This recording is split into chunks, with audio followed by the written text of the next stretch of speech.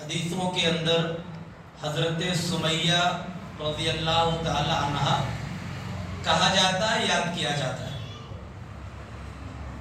حضرت سمیہ رضی اللہ تعالی عنہ کی جو زندگی ہے وہ ہم تمام لوگوں کے لیے اور ہماری خواتین، ہماری ماؤں اور بہنوں کے لیے بڑی نصیحت کی بات ہے۔ اس کے اندر سب سے پہلے مسند احمد کی حدیث ہے، فرماتے ہیں کہ اللہ رب العالمین نے پورے کے پورے لوگوں کی طرف دیکھا، پورے کے پورے لوگوں کی چھان بین کی، تو اللہ کے رسول صلی اللہ علیہ وسلم کو سب سے بہتر اور سب سے اچھا پایا، تو اللہ رب العالمین نے نبوت کے لیے آپ کو چن لیا، رسالت اور نبوت سے سرفراز کیا۔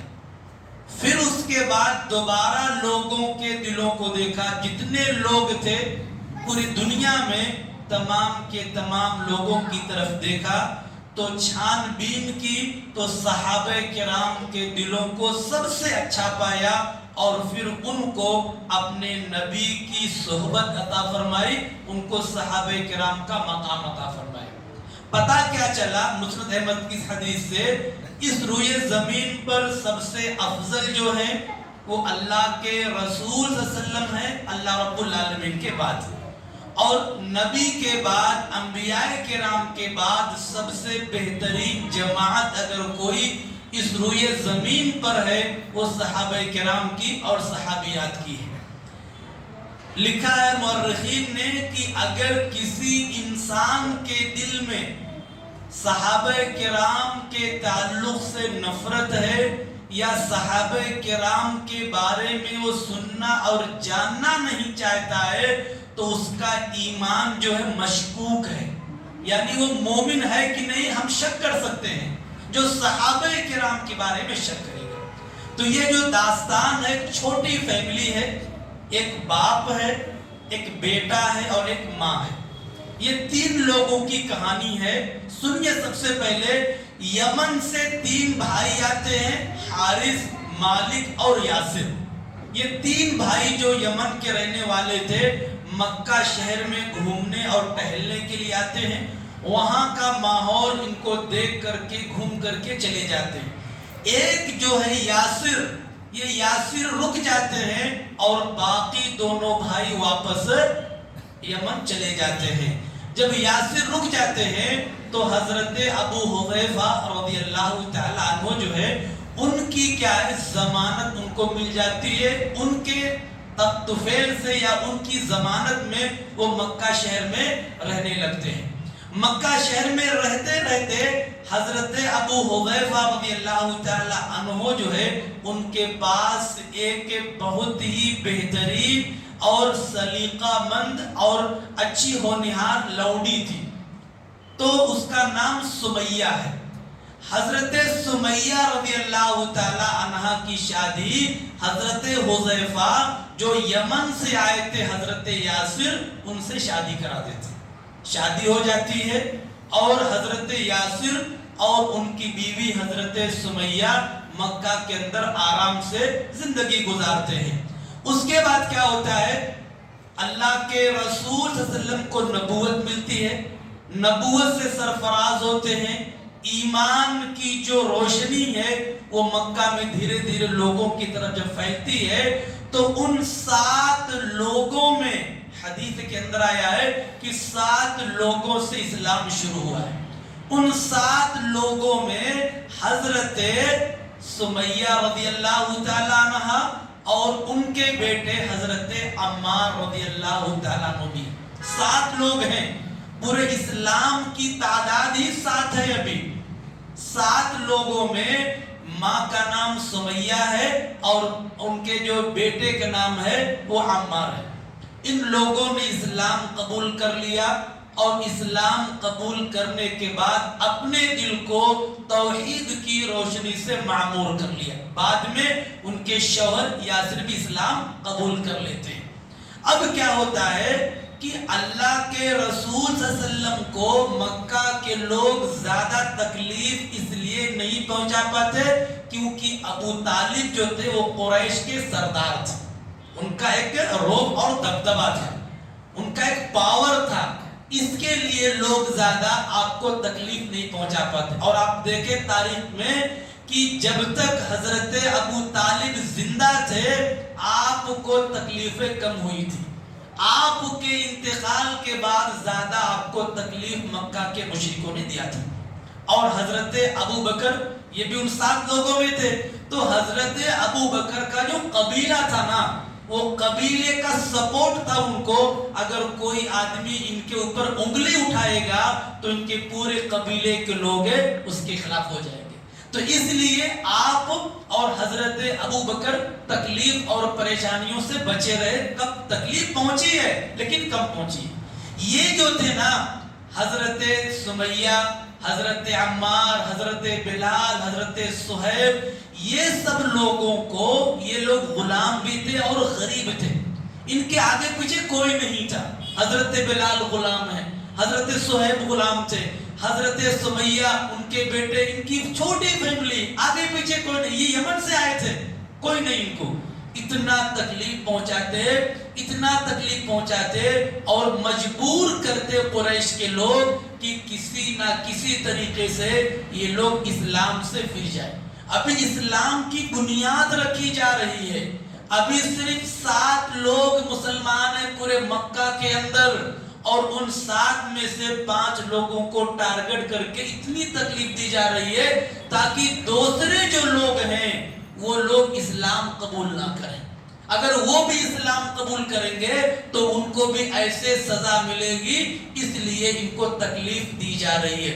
हजरत सुमैया रज़ी अल्लाह ताला अन्हा को पकड़ लिया मक्का के मुशरिकों ने, उनके बेटे को पकड़ लिया, उनके बाप को पकड़ लिया, सुमैया के शौहर को। हजरत सुमैया, हजरत अम्मार, हजरत यासिर, इन तीनों को पकड़ करके लाए हैं और फिर धूप इतनी जोरदार है और उनको ऐसे जमीन पर लिटा दिया गया है। लिटाने के बाद उनके हाथ और पैर को रस्सियों से बांध दिया गया है ताकि वो हरकत ना करने पाए। ऊपर से जो है धूप की गर्मी है और नीचे से रेत की गर्मी है, बदन में इतनी तकलीफ पहुंच रही है, लेकिन हाथ बंधे हुए हैं, पैर बंधे हुए हैं, आप कुछ नहीं कर सकते हैं। और फिर उसके बाद इनको आकर के पूछा जाता है कि तुम तौहीद को छोड़ दो, शिर्क करने लगो, अल्लाह रब्बुल आलमीन के साथ कुफ्र करो, हम तुम्हें छोड़ देंगे। हजरत अम्मार के बारे में आता है कि एक मर्तबा उन्होंने जाकर कहा कि ऐ अल्लाह के रसूल सल्लल्लाहु अलैहि वसल्लम, हम लोग कब तक इतनी तकलीफ और परेशानी में जिंदगी गुजारेंगे? कभी जिंदगी में आराम भी मिलेगा कि नहीं मिलेगा? हमारा उठना बैठना हर वक्त हम निशाने पर हैं, हमेशा हमारे ऊपर जुल्म किया जा रहा है। तो आपने उनको हिम्मत देते हुए कहा कि तुम सब्र करो, अल्लाह रब्बुल आलमीन तुम्हें जहन्नम से बचाएगा, जहन्नम से दूर कर देगा, घबराइए नहीं, तसल्ली दिया। एक मर्तबा क्या होता है कि अल्लाह के रसूल सल्लल्लाहु अलैहि वसल्लम जा रहे हैं, आपने अपनी आंखों से देखा, अपनी आंखों से देखा कि तीनों लोगों को लिटा करके जुल्म किया जा रहा है। अबू जहल खड़े होकर के अपने तमाम सरदारों के साथ इनके ऊपर जुल्म करने के लिए कह रहा। आप देख करके बेबसी का इजहार किया कि मैं नबी हूं, मेरे सहाबा के ऊपर, मेरे ऊपर ईमान लाने वालों को तकलीफ पहुंचाई जा रही है और मैं कुछ भी नहीं कर पा रहा हूं। बेबसी का इजहार कर रहे हैं आप। अभी हमारी ताकत इतनी मजबूत नहीं हुई है, अभी हमारे पास लोग इतने ज्यादा नहीं है। आपने उनको देखा, बेबसी का इजहार किया और उनके लिए क्या फरमाया?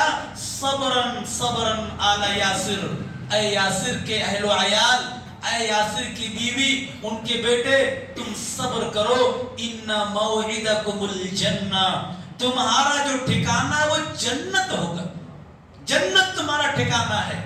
ये अल्लाह के रसूल सल्लल्लाहु अलैहि वसल्लम की तरफ से खुशखबरी मिल रही है। किनको? एक माँ है, एक बाप है और एक बेटा है, तीनों को खुशखबरी, सब्र कीजिए। और हजरत सुमैया का ईमान देखिए, मौरखी लिखते हैं कि बूढ़ी हो गई हैं, वो बूढ़ी हो गई हैं, लेकिन उनके बदन कमजोर हो गए हैं, लेकिन उनका ईमान कमजोर नहीं हो रहा है।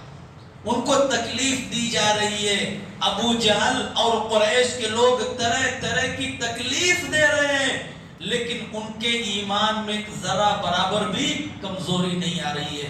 और सुनिए, अबू जहल और उसकी पूरी टीम जब कुफ्र करने की कोशिश करती और मजबूर कराती, लेकिन हजरत सुमैया बिल्कुल बेबागे दुहल ऐलान कर देते, ऐसा नहीं होगा, मैं अपने रब के साथ शिर्क करने वाली नहीं, मैं अपने नबी पर ईमान लेकर के आई, अब मैं अपने नबी के साथ उनकी शान में गुस्ताखी करने वाली नहीं। इससे अबू जहल को और भी ज्यादा गुस्सा, कितना जुल्म इनको दे रहे, इतना परेशान कर रहे, इनके हाथ पैर को बांध दिए, फिर भी अब उसने क्या किया, लोगों को डराने और धमकाने के लिए हजरत सुमैया रज़ियल्लाहु ताला अन्हा के साथ जो जुल्म होता है वो ये कि ऊंट मंगवाए जाते हैं। बाज़ मुअर्रिखीन ने लिखा है कि हजरत सुमैया रज़ियल्लाहु ताला अन्हा के लिए ऊंट मंगाए, 2 ऊंट मंगाए जाते हैं, एक का चेहरा इस तरफ, एक का चेहरा इस तरफ। अबू जहल जो है हजरत सुमैया रज़ियल्लाहु ताला अन्हा, वो बूढ़ी औरत, बूढ़ी ईमान वाली सहाबिया, एक पैर को इस ऊंट में और एक पैर को इस ऊंट में बांधा जाता है, और खुद जिसके पास नीजा तीर था उससे नाक के पास जोर से उनके जिस्म के अंदर चुभोया और फिर ऊंटों को हुक्म दिया कि चलाया जाए। ऊंट एक इस तरफ जाता है और एक इस तरफ जाता है। हजरत सुमैया रज़ियल्लाहु ताला अन्हा जो है उनके जिस्म के 2 टुकड़े हो जाते हैं। अल्लाह अल्लाह, कैसा ईमान था! आप सोचे तो कभी कभी दिल नहीं मानता है, शायद अफसाने होंगे, कहानियां होंगी, लेकिन हदीस के अंदर मौजूद है, तारीख के अंदर ये सब बातें लिखी हुई हैं कि अबू जहल ने उस नीसे और तीर से हजरत सुमैया के नाक के पास जोर से दबाया, जिससे उनकी मौत हो जाती है। और हजरत सुमैया रज़ियल्लाहु ताला अन्हा को उनके बेटे जो है हजरत अम्मार रज़ियल्लाहु ताला अन्हु अपने आंखों से देखते। अब सोचिए, सिर्फ एक बेटा, उसके नजरों के सामने उसकी माँ को शहीद किया जा रहा है, उसके माँ के जिस्म के 2 टुकड़े किए जा रहे हैं। गलती क्या थी? ईमान लाना। गलती क्या थी? हम शिर्क नहीं करेंगे। गलती क्या थी? हम तौहीद पर सच्चे रहेंगे। गलती क्या थी? हम नबी के बताए हुए तरीके पे चलेंगे। हमको दुनिया का कोई और तरीका पसंद नहीं है, बस इसके अलावा कोई गलती नहीं थी। इतनी सजा मिले। और उनके वालिद हजरत यासिर रज़ियल्लाहु ताला अन्हु, वो भी बेचारे कमजोर उम्र वाले थे। धूप और गर्मी की वजह से, भूख और प्यास की वजह से उन्होंने ऐसे ही दम तोड़ दिया। धूप में उनको बांधा गया है, ऊपर से गर्मी, नीचे से गर्मी, खाना नहीं, पानी नहीं, पहले से गरीबी थी उनकी, कोई उनका यारो मददगार नहीं। उन्होंने भूख और प्यास की वजह से, गर्मी को बर्दाश्त ना करने की वजह से वो ऐसे ही शहीद, ऐसे ही इंतकाल कर जाते हैं। अब उसके बाद जो उनके बेटे हैं हजरत अम्मार रज़ियल्लाहु ताला अन्हु, वो बचते हैं। आप याद कर लें कि तारीख के अंदर सबसे पहले अगर किसी को शहीद किया गया है इस्लाम के आने के बाद, तो हजरत सुमैया रज़ियल्लाहु ताला अन्हा। इनसे पहले ना कोई मर्द और इनसे पहले ना कोई औरत शहीद नहीं अल्लाह के रास्ते। ये पहली औरत है हजरत सुमैया रज़ियल्लाहु ताला अन्हा कि अल्लाह रब्बुल आलमीन को खुश करने के लिए दीन के नाम पर इनको शहीद किया गया है। और ये हिजरत से 7 साल पहले का वाकया, मक्का छोड़कर मदीना जाने के 7 साल के पहले का ये वाकया है। अब देखिए, हजरत अम्मार रज़ियल्लाहु ताला अन्हु अकेले हैं, माँ का भी इंतकाल हो गया और बाप का भी इंतकाल हो गया। अपनी नजरों के सामने अपने बाप को मरता हुआ देखा, अपनी माँ को शहीद होता हुआ देखा। حضرت عمار رضی اللہ تعالیٰ عنہ کے بارے میں آتا ہے کہ یہی قریش والے ان کے سر کو پکڑ کے پانی میں ڈالتے سا. آپ اندازہ لگائے پانی میں اگر ہمارے سر کو ڈالا جائے ہم کو کتنی بے قراری، سانس نہیں لینے ہوتا، آدمی کے جان کے جاننے کا خطرہ رہتا ہے. پھر ان کو نکالتے، پھر ڈالتے، پھر نکالتے اور کہتے نبی کی شان میں گستاخی کرو، اللہ رب العالمین کی شان میں گستاخی کرو، کفری الفاظ اپنی زبان سے کہو تو چھوڑیں گے نہیں تم کو ایسے مار ڈالیں گے. حضرت عمار رضی اللہ تعالیٰ عنہ کو اتنی تکلیف دی جاتی کہ کہتے ہیں کہ مجھے خود پتا نہیں ہوتا میں کیا کہہ رہا ہوں، یعنی جیسے خبتی رہتا نہیں، پاگل آدمی کیا بول رہا ہے. حضرت عمار کہتے ہیں ان ظالموں نے مجھے اتنا تکلیف پہنچایا کہ مجھے پتا نہیں چلتا کہ میں اپنی زبان سے کیا الفاظ کہہ رہا ہوں. اس کے بعد ایک مرتبہ کا واقعہ ہے کہ ان لوگوں کے کہنے پر اپنی جان بچانے کے لیے اللہ کے رسول کی شان میں کچھ نازیبا کلمات کہے یا کچھ کفری الفاظ اپنی زبان سے کہے. اور دیکھیے جیسے ہی یہ بات اپنی زبان سے کہی تو مکہ کے لوگوں نے، کافروں نے، ظالموں نے آپ کو چھوڑ دیا. حضرت عمار رضی اللہ تعالیٰ عنہ گھر نہیں جاتے، نبی کے دربار میں پہنچتے ہیں اور کہتے ہیں اے اللہ کے رسول صلی اللہ علیہ وسلم آج میری زبان سے ایسی بات نکلی ہے، مکہ کے لوگ میرے ساتھ اتنا ظلم کر رہے تھے، میری نظروں کے سامنے میری ماں کو مار دیا گیا، میرے باپ کو مار دیا گیا، میں نے اپنی جان بچانے کے لیے میں نے ایسی بات کہی ہے. آپ جانتے ہیں اللہ رب العالمین نے ان کے بارے میں کیا فرمایا؟ إِلَّا مَنْ أُكْرِهَا وَقَلْبُهُ مُطْمَئِنٌ بِالْإِيمَانِ. سنیے رب اللہ رب العالمین ایسے صحابہ کے بارے میں قرآن نازل کرتا ہے، کہا کہ إِلَّا مَنْ أُكْرِهَا، جن کو تکلیف دی گئی ہے، ٹارچر کیا گیا، ستایا گیا ہے، تکلیفیں پہنچائی گئی ہیں، لیکن وَقَلْبُهُ مُطْمَئِنٌ بِالْإِيمَانِ، لیکن ان کا دل جو ہے وہ ایمان پر مطمئن ہے. ان کے دل میں ایمان کے بارے میں ذرا برابر بھی کوئی ذرا برابر لغزش نہیں آئی ہے. یہ تو صرف دشمنوں سے بچنے کے لیے انہوں نے ایسا کہا ہے. تو ایسے لوگوں کا ایمان ضائع نہیں ہوتا ہے، ایسے لوگوں کے بارے میں فکر کرنے کی ضرورت نہیں ہے جنہوں نے اپنے ایمان اپنے زبان سے کچھ ایسے نازیبا کلمات کہہ دیے ہیں. اور دیکھیے حضرت عمار کا ایمان، آپ یقین نہیں کریں گے، سنن نسائی کی حدیث ہے کہ حضرت عمار کا ایمان آپ کے رگ رگ میں، گوشت پوشت ہڈی تک بھی ایمان سے لبریز تھا، ہڈی تک.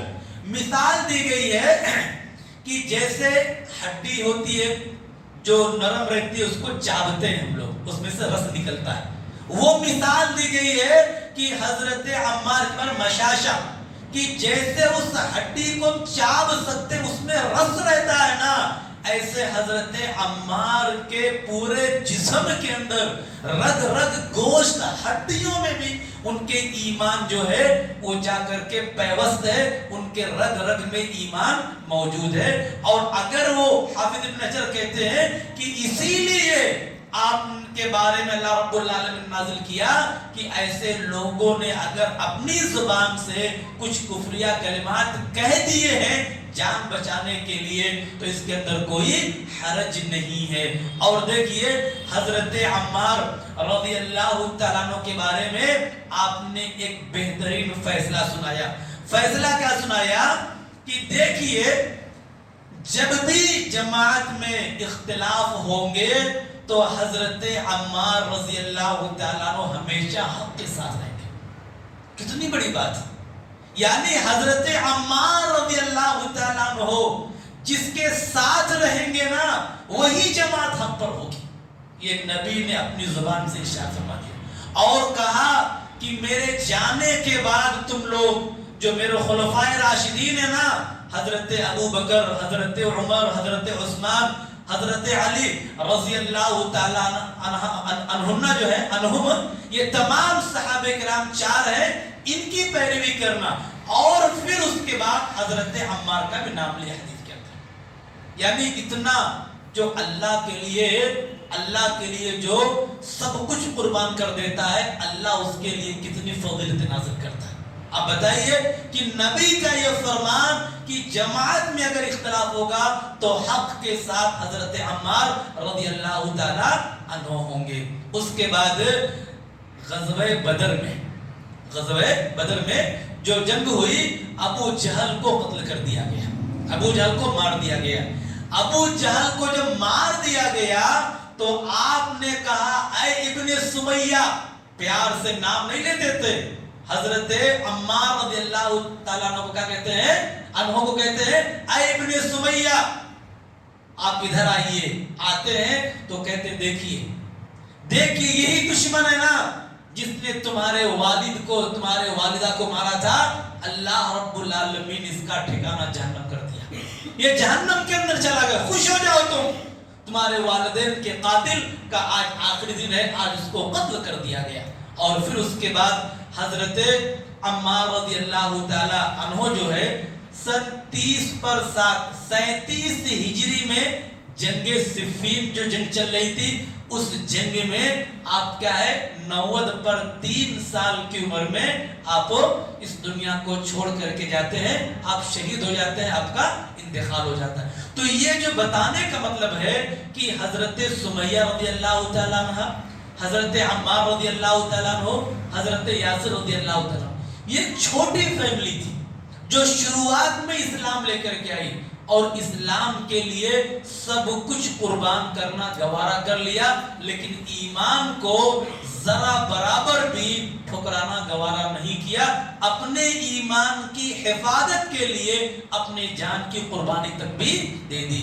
تو ہمیں بھی اپنے ایمان کی حفاظت کرنا ہے، ہمیں بھی اللہ رب العالمین کی جو بتائی ہوئی توحید ہے اسی توحید پر چلنا ہے، شرک سے بچنا ہے، نبی کی اطاعت کرنا ہے، اور نبی کے علاوہ جتنے بھی لوگ ہیں ان کی اطاعت سے ہمیں بچنے کی کوشش کرنا ہے۔ اللہ تعالیٰ تمام لوگوں کو قرآن اور حدیث کے مطابق زندگی گزارنے کی توفیق عطا فرمائے، صحابہ کرام کے نقش قدم پہ چلنے، ان کی باتوں کو سننے عمل کرنے کی توفیق عطا فرمائے۔